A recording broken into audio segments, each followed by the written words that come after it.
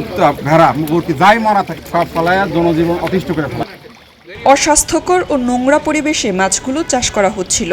মাছের খাদ্য হিসেবে দেয়া হচ্ছিল মৃত মুরগির দেহাংশ ও নাড়ি ভুঁড়ি।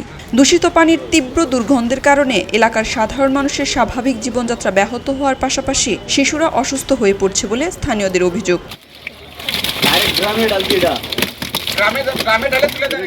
বাংলাদেশে দেশীয় মাছ ধ্বংস এবং জনস্বাস্থ্যের ঝুঁকির কারণে ২০১৪ সালের জুন থেকে আফ্রিকান মাগুর মাছের চাষ, পোনা উৎপাদন, আমদানি ও বিপণন সম্পূর্ণ নিষিদ্ধ করা হয়েছিল।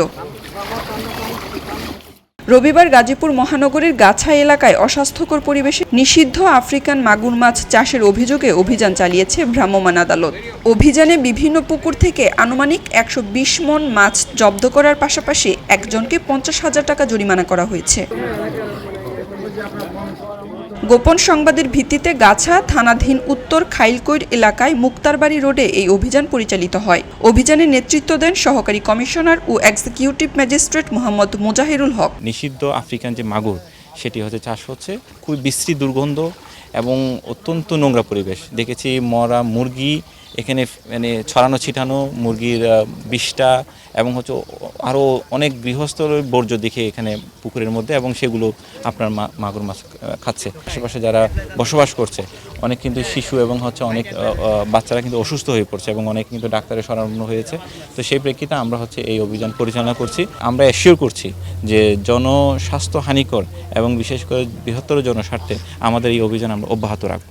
জেলা মৎস্য কর্মকর্তা জানান, আফ্রিকান মাগুর মাছ পরিবেশ ও দেশীয় মাছের জন্য হুমকি হিসেবে বিবেচিত হওয়ায় সরকার এর চাষ ও বিস্তার নিষিদ্ধ করেছে। এরপরও কিছু অসাধু খামারি গোপনে এই মাছ চাষ করে আসছিল। এই থার্ড সেকেন্ড পার্টিদের কাছে দিয়ে দেয়, ওরা আপনার রাস্তায় গরু ছাগল কুত্তা ভেড়া মুরগি যাই মারা থাকে সব নিচে ফেলায় দেয়। মরা মুরগি থেকে শুরু করে মুরগির যাবতীয় উচ্ছিষ্ট যেগুলো সব ফলায়া জনজীবন অতিষ্ঠ করে ফেলায় এবং আশেপাশের লোকজন অসুস্থ হয়ে পড়ছে। অভিযান চলাকালে কবির হোসেন নামে একজনকে মৎস্য সংঘ নিরোধ আইন অনুযায়ী ৫০,০০০ টাকা অর্থদণ্ড, অনাদায়ে কারাদণ্ড প্রদান করা হয়। দণ্ডিত ব্যক্তি তাৎক্ষণিকভাবে জরিমানার টাকা পরিশোধ করেন। অভিযানে প্রসিকিউটর হিসেবে উপস্থিত ছিলেন গাজীপুর সদর উপজেলার সিনিয়র মৎস্য কর্মকর্তা আবু সামা। খবরের কাগজ, নিখাদ, নির্ভীক, নিরপেক্ষ।